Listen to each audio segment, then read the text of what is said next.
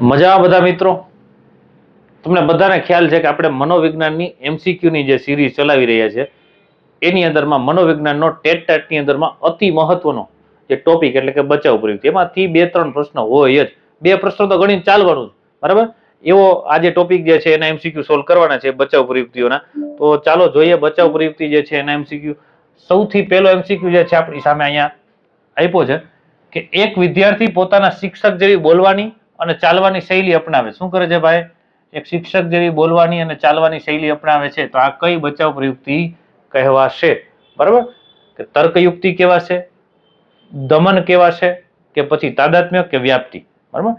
હવે જો બીજાની એ કોપી કરે છે, એક્શન કે એના જેવો બનવાની ટ્રાય કરે છે, તો એની સાથે તાદાત્મીકરણ સાથે છે. શું કરે છે ભાઈ? તો અહીંયા તાદાત્મીકરણ જે છે એ આપણો સાચો જવાબ આવશે.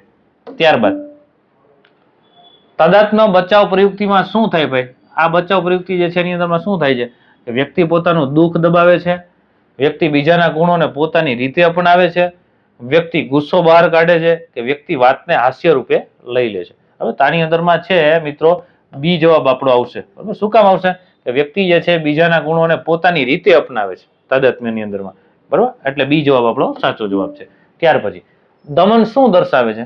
બરાબર, દમન એ શું દર્શાવે? કે બીજાની નકલ કરવી એવું દર્શાવે છે, કે ગુસ્સો બીજાની ઉપર કાઢવો એવું દર્શાવે છે, કે દુઃખદ ઘટનાઓને અજાણ્ય રીતે દબાવી દેવી, કે પછી પોતાનું વર્તન બદલી નાખવું, કે બદલીમાં ખપાવી દેવું.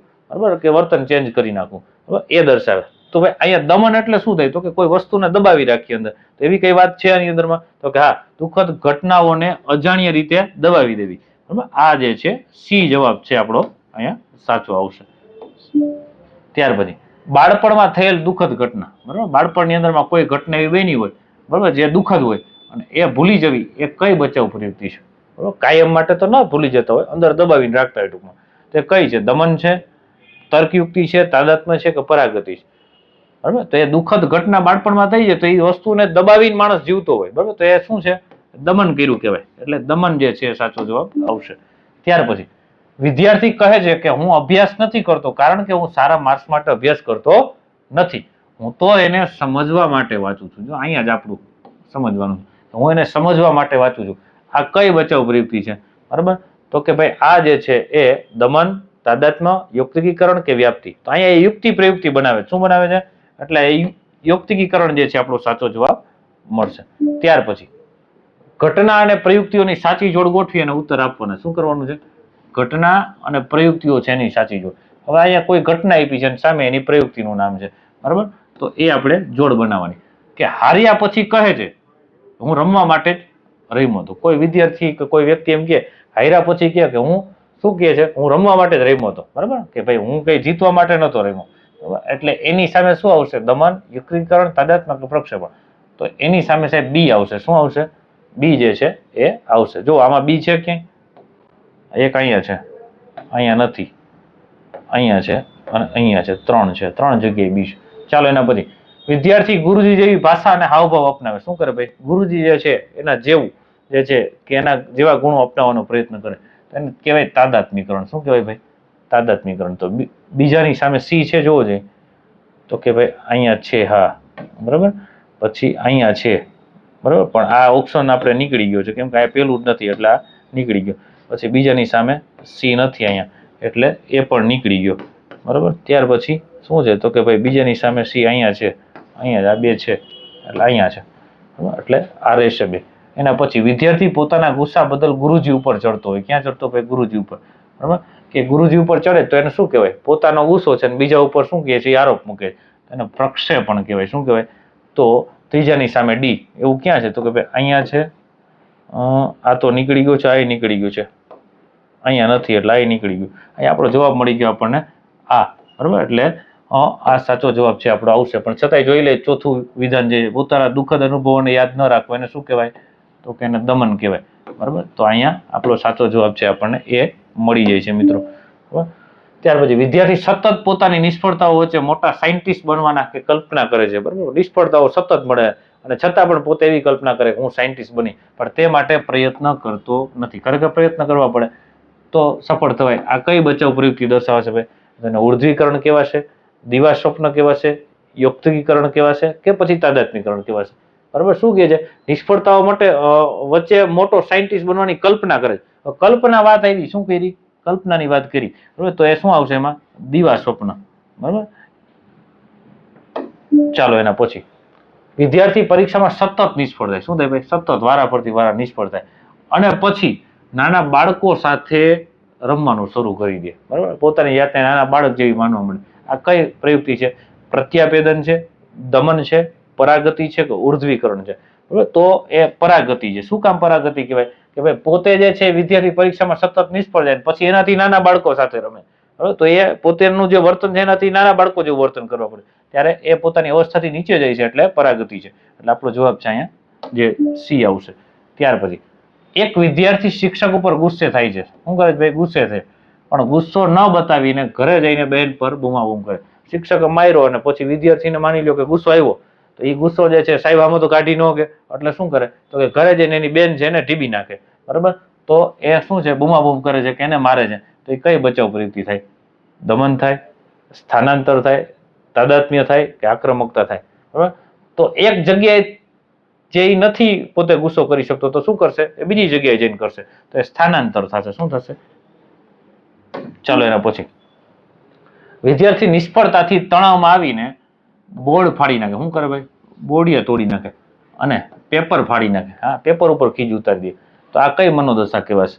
દમન કહેવાશે, આક્રમકતા કહેવાશે, પ્રત્યાપેદન કહેવાશે કે યુક્તિકરણ કહેવાશે?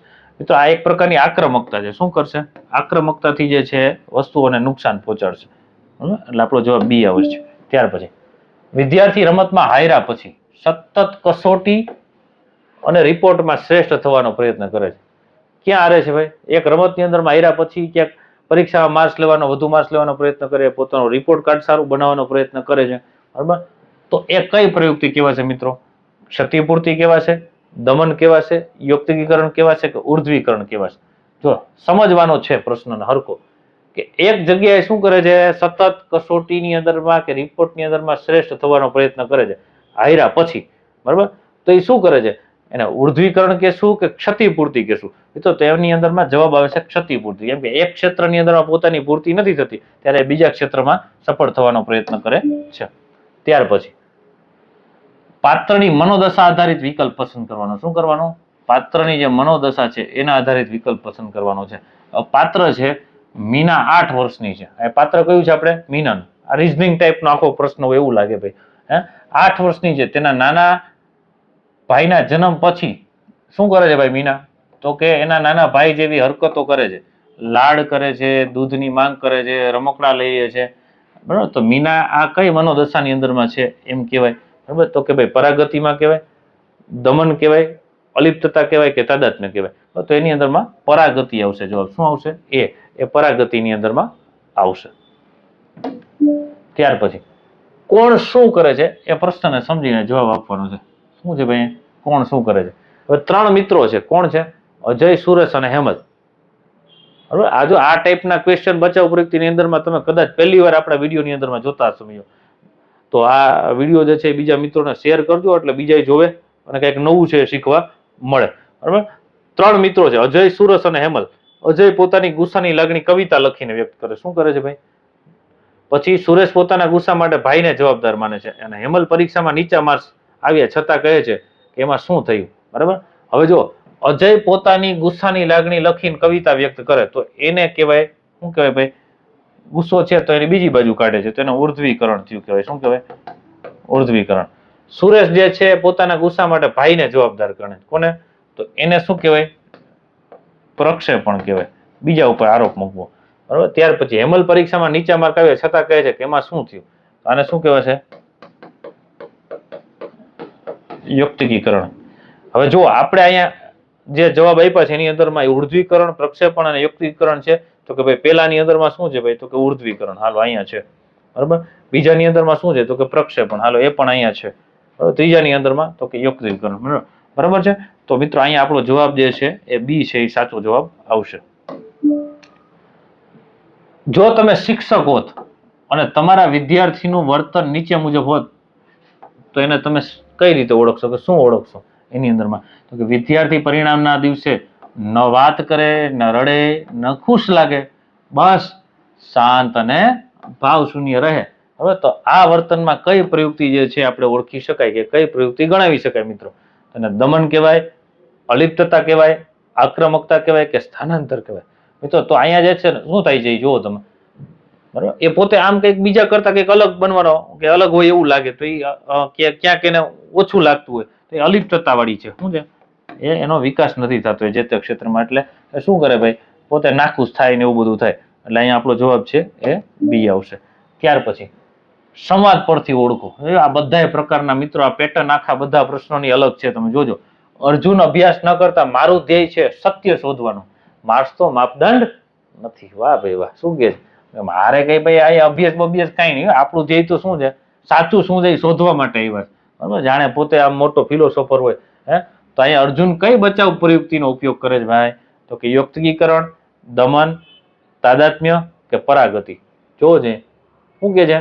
સત્ય શોધવું છે આપણે. બરાબર? આ કઈ બીજો કઈ આ કઈ ચોપડી હોય છે કે ભાઈ અભ્યાસ કરતા કઈ આપણે કઈ થોડા એના કઈ માપદંડ છે નક્કી થાય. તો એ યુક્તિકીકરણ છે, યુક્તિ પ્રયુક્તિ અજમાવે. શું કરે છે ભાઈડો અહીંયા? યુક્તિ પ્રયુક્તિ. એટલે એ છે આપણો જવાબ આવશે. ત્યાર પછી પઝલ ટાઈપ પ્રશ્ન છે. જો પઝલ ટાઈપ કેવો? હવે આવા ઓળખવાનો હું કોણ છું. બરાબર? આપણે હવે ઓલા ઉખાણા જે છે આવતા, બરાબર, એના ટાઈપનો જે છે. બરાબર? કે હું છું એવી લાગણી જેને તું ગાડીને કાવ્યમાં, સંગીતમાં કે ચિત્રમાં ફેરવી નાખે. કેવી લાગણી ભાઈ? કાવ્યમાં. પછી તો કે બીજા શેમાં ફેરવે છે ભાઈ? તો કે સંગીતમાં ફેરવે ને ચિત્રમાં ફેરવી નાખે છે. હું તારા ગુસ્સા અને દુઃખને સુંદર બનાવી દે છે. બરાબર? તો કહો હું કોણ? બરાબર? તો અહીંયા શું આવશે જવાબ એનો ભાઈ? તમે વિચારો થોડું. પરાગતિ આવશે, ઉર્ધ્વીકરણ આવશે, દમન આવશે કે અલિપ્તતા? બરાબર? તો ઉર્ધ્વીકરણ આવશે. શું આવશે? ઉર્ધ્વીકરણ. અલગ જ દિશાની અંદરમાં જે છે, બરાબર, તો એનો વિકાસ થાય છે. એટલે ઉર્ધ્વીકરણ આપણો બી સાચો જવાબ આવશે.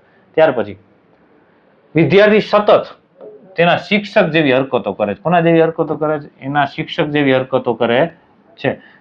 એની જેમ બોલે છે, એની જેમ દાઢી રાખે છે. બરાબર? અત્યારે આ દાઢીનો સારો ક્રેઝ આવ્યો, 2-4 પિક્ચરો આવી ગયા ને પછી એની જેમ દાઢી રાખે છે. જો તમારે એના મગજની અંદર ઝાંખી કરવી હોય તો કઈ ભાવનાથી એ આવી હરકત કરે છે એની ઝાંખી થાય. બરાબર? તો કે ભાઈ દમનથી કરે છે, તાદાત્મ્ય, દિવા સ્વપ્ન કે સ્થળાંતર? બરાબર? શું થાય છે આનો જવાબ શું આવે ભાઈ? તો કે હાલો ફટાફટ લખો છો કોમેન્ટની અંદરમાં. લખો, હાલો ફટાફટ કોમેન્ટની અંદર મિત્રો બધા લખો એટલે ખબર પડે કે તમને કેટલું આવડે છે. બરાબર? તમારી ઝાંખી કરીએ આપણે. હાલો 1, 2, 3, 4 અને 5 સેકન્ડ ફટાફટ જવાબ દઈ દો. ચાલો હવે હું જવાબ દઉં છું. બરાબર? ચાલો જોઈ લેજો તમારો જવાબ. બી જે છે એ સાચો જવાબ આવશે, તાદાત્મ્ય. ત્યાર પછી હું છું એવું દુઃખ કે તું મને એક ગુફામાં બંધ કરીને બહારથી હસી શકીશ. કેવું દુઃખ છું? એક ગુફાની અંદર બંધ કરી દેવાનું અને બંધ કરી અને બહારથી હસી શકીશ. પણ હું તારા સપનામાં પાછો આવું છું. વાહ ભાઈ, પાછો સપનામાં આવે. એટલે હું કઈ મનોદશા છું? દમન, અલિપ્તતા, દિવા સ્વપ્ન કે યુક્તિકીકરણ? બરાબર? તો કે ભાઈ આની અંદરમાં જે છે ને એ દમન આપણો જવાબ આવશે. શું કામ આવશે એ તમે પાછું વિચારજો. એ આપણે લાંબી ઓલી નથી કરતા લેક્ચરની અંદરમાં. એ તમારે થોડુંક વિચારવાનું શું કામ આવશે. અને ન ખબર પડે તમે તમારે કોમેન્ટ કરજો, હું જવાબ આપીશ તમને. બરાબર? શું કામ આવ્યો છે? ચાલો દમન જે છે સાચો જવાબ આવશે. ત્યાર પછી દ્રાક્ષ એ ખાટી છે એ કઈ બચાવ પ્રયુક્તિનું ઉદાહરણ છે? બરાબર? દ્રાક્ષ ખાટી છે. બરાબર? હવે તમે જુઓ બચાવ પ્રયુક્તિ જે છે ને એ કઈ છે આની અંદરમાંથી? હવે દ્રાક્ષ એને મળી નહીં. બરાબર? ઓલી શિયાળ વાળી વાર્તા ખબર છે ને આપણને? પછી અંબાતી નથી એટલે શું કે દ્રાક્ષ તો ખાટી, જેમ કે પોતે હાલતો થઈ જાય. કોઈ પૂછે કે ભાઈ શું કામ? તો કે આમ કારણ આપે. બરાબર? આમાં જવાબ શું આવે? પરાગતિ આવે, યુક્તિકીકરણ આવે, ક્ષતિપૂર્તિ આવે, તાદાત્મ્ય? તો એ અહીંયા છે ને યુક્તિકીકરણ કરશે. શું કરશે? બરાબર? એટલે આપણો જવાબ છે એ બી આવશે. બરાબર? હવે આ યુક્તિકીકરણ જે છે બચાવ પ્રયુક્તિ જે છે પછી હજી કયું આવે છે એની અંદરમાં? બરાબર? તો કે બલીનો બકરો, પછી મીઠા લીંબુ પ્રકારનું. બરાબર? આવી બચાવ પ્રયુક્તિઓ જે છે બીજી. બરાબર? આની અંદરમાં આવે. ચાલો એના ટૂંકમાં પેટા પ્રકાર છે બીજા.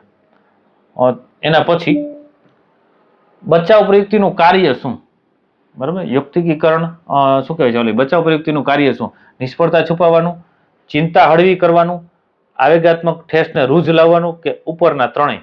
બરાબર? કયું છે કાર્ય ભાઈ એમાં બચાવ પ્રયુક્તિનું? તો કે નિષ્ફળતા છુપાવી શકાય, ચિંતા હળવી થઈ જાય ભાઈ એના દ્વારા. બરાબર? બીજા કોકને કહે તેમ થાય કે હાલો આપણી ચિંતા હળવી થઈ. આવેગાત્મક ઠેસને રૂઝ લાવે. બરાબર? લાગ્યું એની માટે થોડીક રૂઝ આવે એના જેવું.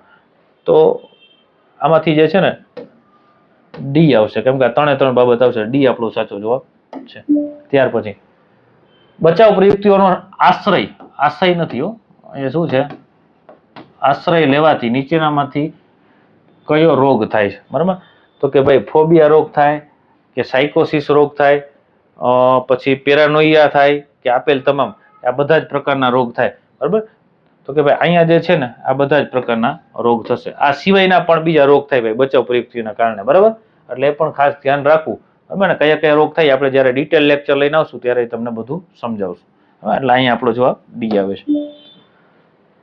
એના પછી છે 22મો પ્રશ્ન, રૂપાળી પત્ની ન મળતા તે કહે છે, શું કહે છે ભાઈ, કે રૂપ કરતા શું સારું ભાઈ, ગુણ વધુ સારા. હો ભાઈ, આ કઈ બચાવ પ્રયુક્તિનું ઉદાહરણ છે?